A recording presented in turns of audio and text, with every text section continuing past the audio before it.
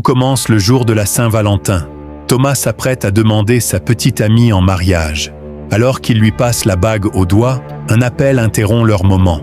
C'est le photographe chargé d'immortaliser la scène. Il explique que la lumière du soleil était trop forte et qu'il n'a pas réussi à prendre correctement la photo. Il demande donc à Thomas de refaire sa demande. Thomas accepte et recommence. Mais quelques instants plus tard, une jeune femme est poursuivie par un homme entièrement vêtu de noir. Elle tente de s'enfuir, mais une flèche vient se planter dans sa cheville. Malgré la douleur, elle continue à courir jusqu'à un entrepôt où elle demande de l'aide à un gardien. Elle pense avoir trouvé refuge, mais la porte est brutalement enfoncée. L'homme en noir entre et tue le gardien avec un couteau. La jeune femme profite de la confusion pour se cacher dans une machine. Pendant quelques secondes, elle croit avoir échappé à son poursuivant, mais il finit par la retrouver. Il se dirige vers le panneau de commande et active la machine. Un énorme bruit retentit. Piégée à l'intérieur, la jeune femme ne peut rien faire pour s'échapper. Pendant ce temps, une terrible nouvelle passe à la télévision. Depuis plusieurs années, un mystérieux tueur s'en prend au couple le jour de la Saint-Valentin. Et cette année encore, il vient de frapper. L'histoire se concentre alors sur Emma, une jeune femme qui travaille dans la publicité. Elle présente une idée à son patron, mais celui-ci la rejette et fait appel à un directeur créatif expérimenté nommé Lucas. Pour éviter qu'Emma ne prenne trop mal cette décision, Lucas l'invite dans un restaurant. Mais Emma est furieuse et laisse toute sa frustration sortir devant lui. Lucas finit par perdre patience et quitte le restaurant. Emma comprend qu'elle est allée trop loin et le rejoint pour s'excuser.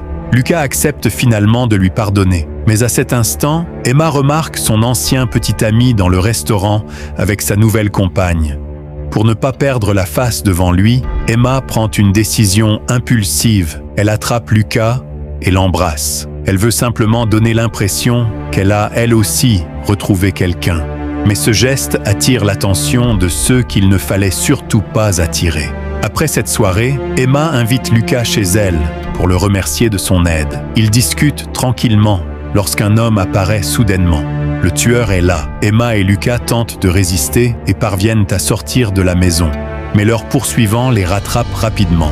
Il saisit Emma. Lucas intervient immédiatement avec une barre de bois et frappe l'homme dans le dos. Elle décide de prendre la fuite. Le tueur abandonne alors Lucas et poursuit Emma. Elle court aussi vite qu'elle peut, mais il finit par la rattraper.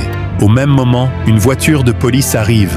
Emma appelle à l'aide et les policiers interviennent. Le meurtrier est finalement arrêté. Mais Emma découvre alors quelque chose d'incroyable. L'homme arrêté serait Lucas. Elle refuse d'y croire. Quelques minutes auparavant, il se battait encore à ses côtés. Emma tente de convaincre les policiers qu'ils font erreur, mais une policière affirme que Lucas pourrait avoir des complices et ordonne qu'il soit conduit au commissariat. Une bague retrouvée sur une scène de crime devient alors une nouvelle preuve contre lui. La bague porte 2 lettres gravées. Les enquêteurs pensent qu'elles correspondent aux initiales de Lucas et sont désormais convaincus qu'il est le fameux tueur. Mais Lucas continue de nier. Emma reste au commissariat et cherche un moyen de l'aider. C'est là qu'elle rencontre un homme étrange qui affirme être réparateur informatique.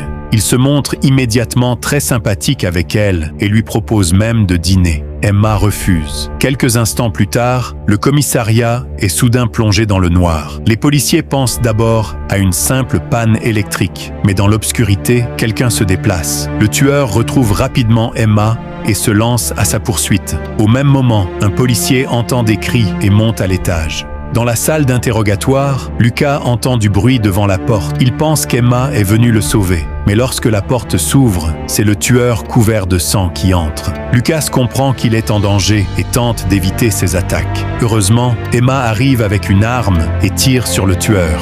Les deux réussissent à s'échapper du commissariat, mais le meurtrier les poursuit encore. Ils se réfugient dans un cinéma en plein air où de nombreux couples regardent un film depuis leur voiture. Emma et Lucas se cachent dans un véhicule, mais un bruit étrange provenant du coffre attire leur attention. Ils découvrent alors un couple qui ignore complètement ce qui se passe à l'extérieur. Quelques instants plus tard, le tueur frappe encore. La panique se répand parmi les spectateurs. Emma et Lucas profitent de la confusion pour se cacher dans la foule. il pourrait simplement partir. Mais Emma décide de retourner affronter celui qui les poursuit. Elle pense qu'il est de sa responsabilité de mettre fin à cette histoire. Lucas hésite, puis accepte finalement de l'aider. Ils préparent alors un plan. Lucas se place devant le tueur et attire son attention en le provoquant. Pendant ce temps, Emma se glisse derrière lui.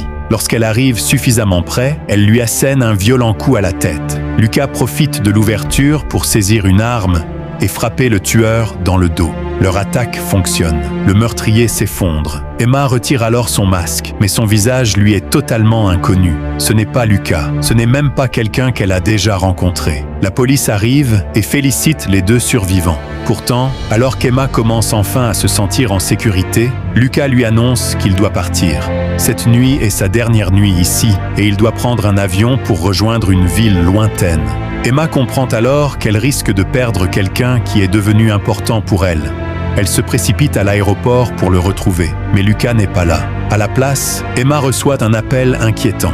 Une voix lui demande de venir seule et lui fait entendre les cris d'un homme. Emma reconnaît immédiatement cette voix. C'est Lucas. Si elle prévient la police, il mourra. Cette fois, Emma refuse de l'abandonner et se rend seule à l'endroit indiqué. Mais lorsqu'elle arrive, elle découvre quelque chose d'impossible. L'homme qu'elle croyait avoir tué est encore vivant. Il retire son masque. Emma reconnaît alors le réparateur informatique rencontré au commissariat. Il révèle que le tueur qu'elle et Lucas ont éliminé n'était qu'un membre d'un groupe de 3 personnes. Puis une femme apparaît. C'est la policière qui avait arrêté Lucas. La vérité éclate.